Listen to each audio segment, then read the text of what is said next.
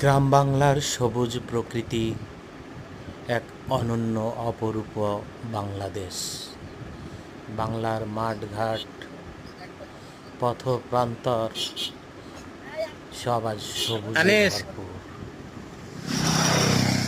আজকের এবারে লাইনে একটু প্রত্যন্ত এই মধ্যখানে দাঁড়াও। গ্রামগুলোতেও পাকা আরে সড়ক থাক না হাতে, এখানে আসো। দেখা যায়, আর হ্যাঁ, এই তো কি সড়কের হয়েছে? দুই পাশে দাঁড়াও, আসো। গাছগাছড়া, মিতুল, সামনে আসো। সবুজ উদ্ভিদে ভাই সামনে আসেন। বৃক্ষরাজিতে ভরপুর।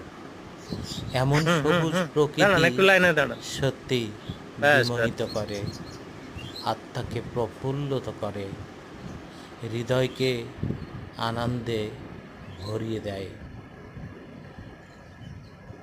এই সবুজ প্রকৃতির মধ্যে ছড়িয়ে ছিটিয়ে আছে বিভিন্ন ধরনের পশু, পাখি, কীট, পতঙ্গ। আমরা এখানে ছবিতে কিছু কাঠবিড়ালিকে দেখতে পাচ্ছি। কাঠবিড়ালি, কাঠবিড়ালি, পেয়ারা তুমি খাও, গুড়মুড়ি খাও, বাতাবি লেবু খাও।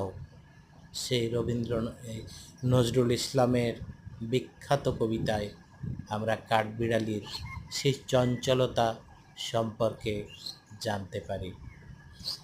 এবং ওই সুবোধ শিশুর সঙ্গে বনের কাঠবিড়ালির যে আত্মিক সম্পর্ক হতে পারে, বন্ধুত্ব হতে পারে, এখানে এই পশু পাখিকে আমরা কিভাবে ভালোবাসবো, তারা কিভাবে আমাদের প্রকৃতিকে ভারসাম্য রক্ষা করে, কিভাবে আমাদের প্রকৃতিকে রক্ষা করে, পরিবেশকে রক্ষা করে, সেটা এই কবিতার মাধ্যমেও আমরা উপলব্ধি করতে পারি।